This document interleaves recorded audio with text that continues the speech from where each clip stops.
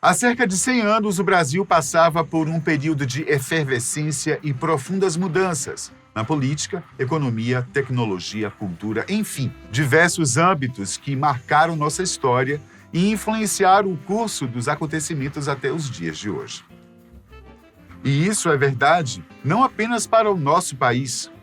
O mundo todo experimentou transformações significativas que fizeram a década de 1920 ser conhecida como os Anos Loucos. Esse termo pode conter e até tentar esconder certo tom pejorativo, pois, como sabemos, em todo o processo de transição existem aqueles favoráveis ao novo, enquanto outros lutam para que se mantenha o status quo. Mas, como falamos em vários momentos aqui mesmo no canal, um povo que desconhece o seu passado está fadado a repeti-lo, inclusive cometendo os mesmos erros. Por isso, no vídeo de hoje, vamos conhecer melhor como foi esse período aqui no Brasil. Iremos mostrar para vocês quais foram os principais eventos, como as pessoas viviam, quais as diferenças e até mesmo as similaridades que podemos apontar entre a população e o país daquela época e o dos dias de hoje, no final do ano de 2023.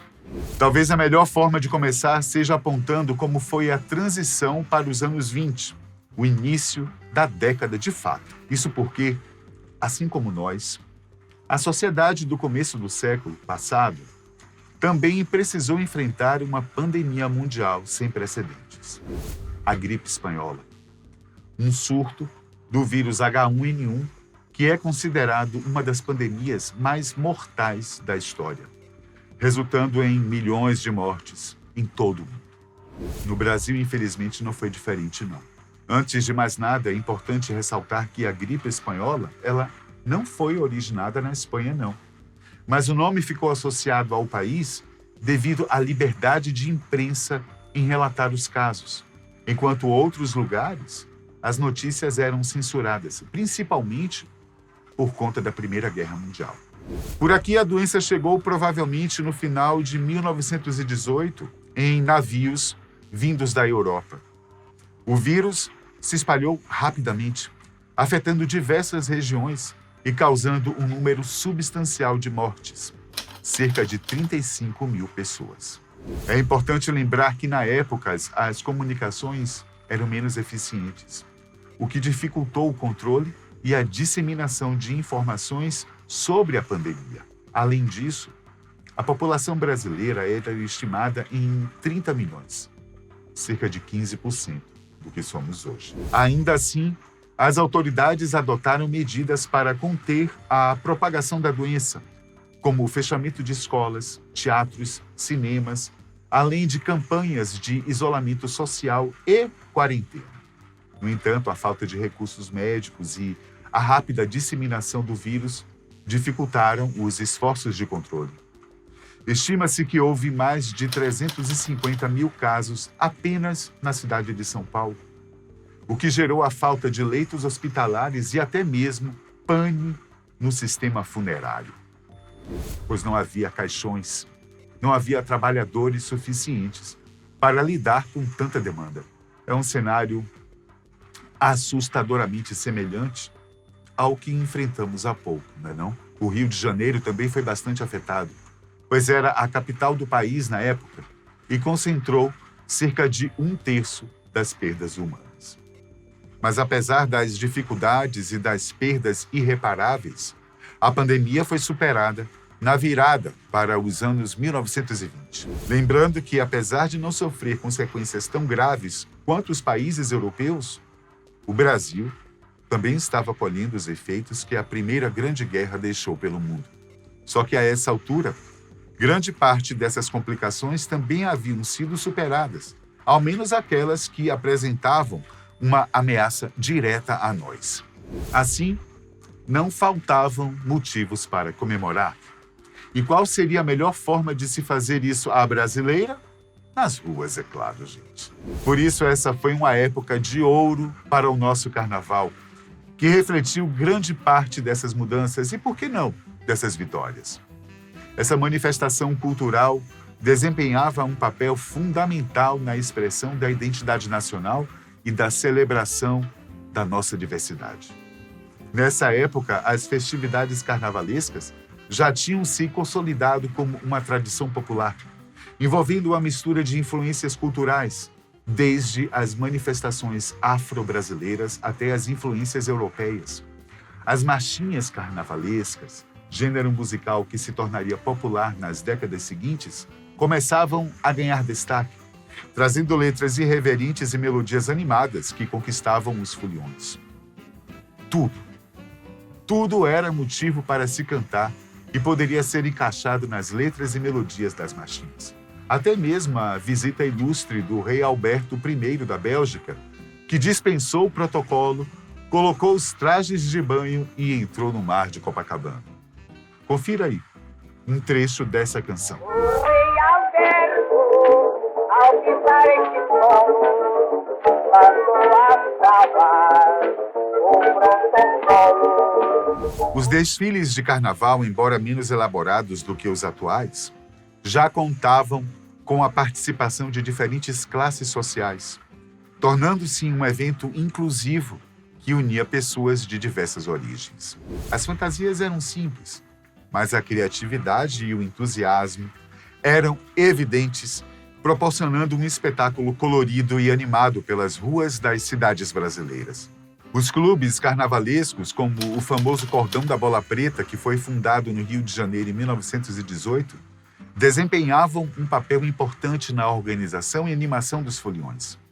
Esses clubes promoviam bailes, concursos de fantasias e desfiles, contribuindo para a consolidação do carnaval como uma festa coletiva e democrática. Além das festividades de rua, os salões de baile também eram palco de celebrações carnavalescas sofisticadas, frequentadas pela elite da sociedade. Nesses eventos, as pessoas dançavam ao som de polcas, machiches e outros ritmos da época, vestindo trajes elegantes. Gente, de fato, o carnaval é parte essencial de nossa história. Não tem como negar isso. E como seria possível falar da efervescência cultural e artística dos anos 1920 sem mencionar a Semana de 22? Esse evento, realizado no Teatro Municipal de São Paulo, entre os dias 13 e 17 de fevereiro daquele ano, foi um marco significativo na história do Brasil, especialmente para a construção de nossa estética e a nossa identidade. Os artistas envolvidos propunham uma nova visão de arte, buscando uma renovação social e artística no país. A Semana de Arte Moderna representou uma ruptura com a arte acadêmica e tradicionalista que vigorava por aqui. Ela foi um marco para o movimento modernista no Brasil, no qual os artistas procuraram desenvolver uma arte mais brasileira, valorizando a identidade e cultura do nosso país. Para isso, o movimento buscava fundir as influências externas aos nossos elementos, o que gerou um aumento nas temáticas nacionalistas e cotidianas nas obras produzidas a partir de então.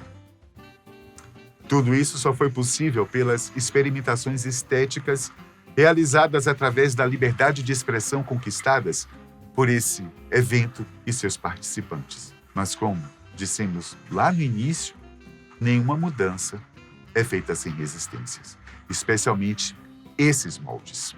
A Semana de Arte Moderna de 1922 chocou boa parte da população na época, principalmente por contrariar os processos artísticos vigentes e valorizar a produção nacional em detrimento da importação dos padrões estéticos europeus.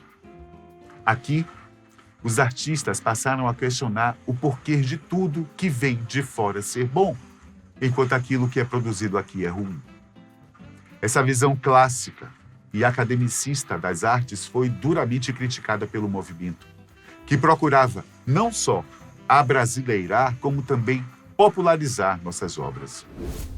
Os artistas modernistas propunham uma expressão mais autêntica, que refletisse a diversidade cultural brasileira e suas raízes. Os principais integrantes desse movimento foram Mário de Andrade, Tarsila do Amaral, Anita Malfatti, Oswald de Andrade, entre outros. Esse último foi responsável pelo Manifesto Antropófago, a manifestação teórica que sintetiza todos esses ideais que citamos até agora.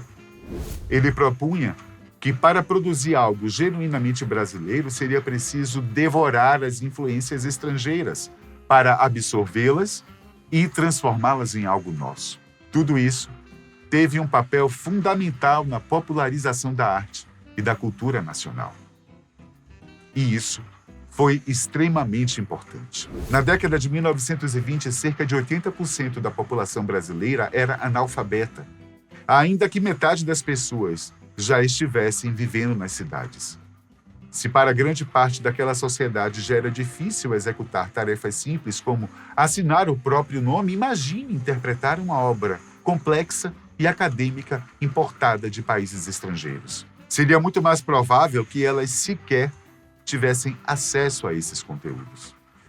Acontece que nessa época ainda não havia uma sistematização da educação pública como temos hoje em dia. Aliás, é justamente nesse período que surge a demanda de ampliar a escolarização, principalmente para formar mão de obra qualificada durante essa transição da economia agrária para o trabalho urbano e industrial, que ainda era recente em nosso país. A conscientização sobre a importância da alfabetização foi crucial, e diversas campanhas para erradicar o analfabetismo foram lançadas.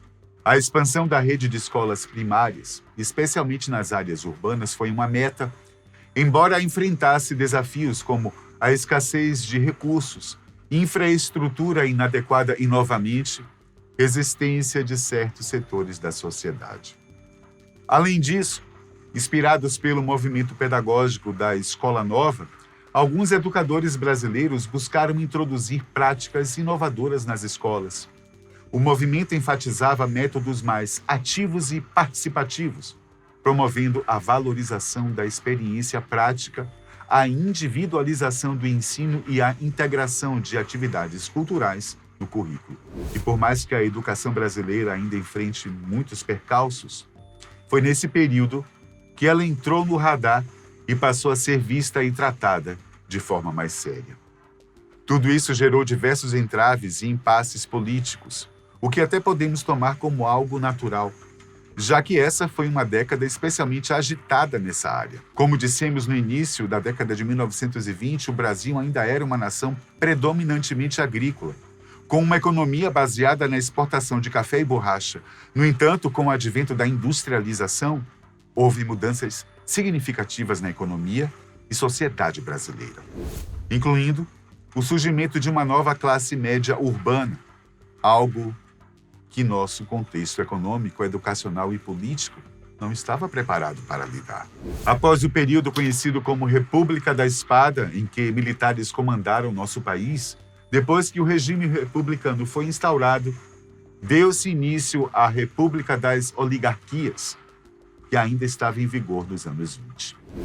Aqui, as elites agrárias, em grande parte vinculadas aos estados de São Paulo e Minas Gerais, controlavam o cenário político por meio de acordos e alianças que garantiam sua permanência no poder. Qualquer semelhança é mera coincidência. A política do café com leite, como ficou conhecida, simbolizava a alternância entre esses dois estados na presidência. Ela ganhou esse nome por conta dos produtos oriundos de São Paulo e Minas Gerais, respectivamente. Apesar da estabilidade aparente, a sociedade brasileira começou a enfrentar desafios que ficavam cada vez mais escancarados. As desigualdades sociais eram evidentes e grande parte da população estava excluída do processo político e econômico. Essa insatisfação foi crescendo e começou a se manifestar em diferentes setores sociais.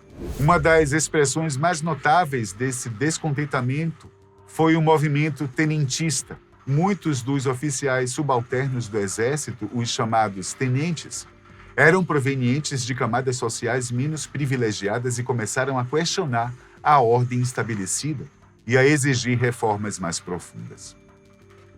Eles estavam insatisfeitos com a corrupção, a falta de representatividade, as desigualdades sociais e, por isso, lideraram diversas revoltas e rebeliões. Um dos primeiros eventos significativos desse movimento foi a Revolta dos 18 do Forte de Copacabana, que aconteceu também no ano de 1922. Esse episódio foi liderado por um grupo desses militares que se opôs à participação do Brasil na Primeira Guerra Mundial, além de questionarem a situação política do país, como comentamos. A revolta foi reprimida pelo governo, mas marcou o início da atuação política e militar dos tenentes. 2 anos mais tarde, o tenentismo ganhou mais força com a eclosão da revolta de 1924. O episódio teve início em São Paulo, com a participação ativa de setores da sociedade civil que também estavam descontentes com as condições do país. Juntos, esses grupos enfrentaram as forças governamentais em confrontos que se estenderam por vários meses. O movimento chegou a ganhar força em outros estados, como Rio de Janeiro e Rio Grande do Sul, onde o movimento buscava apoio para aumentar a pressão sobre o governo central. Apesar de suas aspirações, o movimento padeceu por conta das dificuldades logísticas e estratégicas. O governo federal, liderado por Arthur Bernardes, respondeu com repressão às forças revoltosas. As batalhas foram intensas e marcadas por combates violentos. A cidade de São Paulo, onde tudo se iniciou, foi duramente atingida pelos confrontos. A superioridade militar e a falta de apoio efetivo de outros setores da sociedade comprometeram o sucesso do tenentismo. Em 1925, o movimento foi definitivamente sufocado pelo governo e seus líderes foram presos, exilados e até mesmo executados. Contudo, a derrota dos militares não impediu que suas ideias continuassem a influenciar os acontecimentos políticos no país. E algum tempo depois, o Brasil presenciou as maiores transformações políticas e econômicas da década, que mudaram de forma definitiva os rumos da nossa sociedade. No centro desse contexto está a crise de 1929. Ela teve origem nos Estados Unidos com o colapso da Bolsa de Valores de Nova York, mas seus efeitos foram sentidos globalmente, inclusive aqui no Brasil. Na época, o país dependia fortemente das exportações de café e a quebra do mercado internacional levou a uma queda abrupta nos preços do produto, afetando drasticamente a nossa economia. A redução das exportações e o aumento do desemprego empurraram o Brasil para uma grave recessão econômica. A crise expôs a fragilidade da economia brasileira baseada em um modelo agroexportador e dependente de poucos produtos. As oligarquias dominantes, principalmente vinculadas aos estados de São Paulo e Minas Gerais, novamente, foram incapazes de lidar efetivamente com a crise, o que só exacerbou as tensões internas. Todas essas tensões culminaram na Revolução de 1930, que marcou o fim da chamada República Velha. A revolta foi protagonizada pelos setores dissidentes das oligarquias, além dos militares que, como vimos, ainda procuravam formas de agir diante de suas demandas e insatisfações. Nesse contexto surge Getúlio Vargas, então líder da Aliança Liberal, que acabou se tornando uma figura central nesse movimento. O descontentamento popular encontrou na figura de Vargas um líder carismático, capaz de canalizar os anseios de mudança. Essa revolta resultou na deposição do presidente Washington Luiz e na ascensão de Getúlio Vargas ao poder. A ideia era que ele assumisse o governo de forma provisória enquanto implementava medidas que buscavam modernizar o país e atender às demandas populares. Mas, como sabemos, não foi isso que aconteceu, não. A década de 1930 viu a instauração de um governo centralizador que se estendeu até 1945, marcando uma fase de muitas transformações no país, incluindo até mesmo a passagem por uma nova guerra mundial. Só que isso é assunto para outro vídeo. Dá para imaginar quanta coisa aconteceu em tão pouco tempo? Você já tinha se dado conta de quanta coisa estava acontecendo 100 anos atrás? De fato, os anos 1920 foram palco de diversos marcos significativos que marcaram e moldaram nossa história para sempre. Mas e o nosso futuro? Já imaginou como o Brasil estará em 2120? Bom, se você chegou até aqui, deixa a sua opinião aí nos comentários. Eu vou ficando por aqui, mas a gente se vê no futuro bem próximo, não tão distante. Até lá.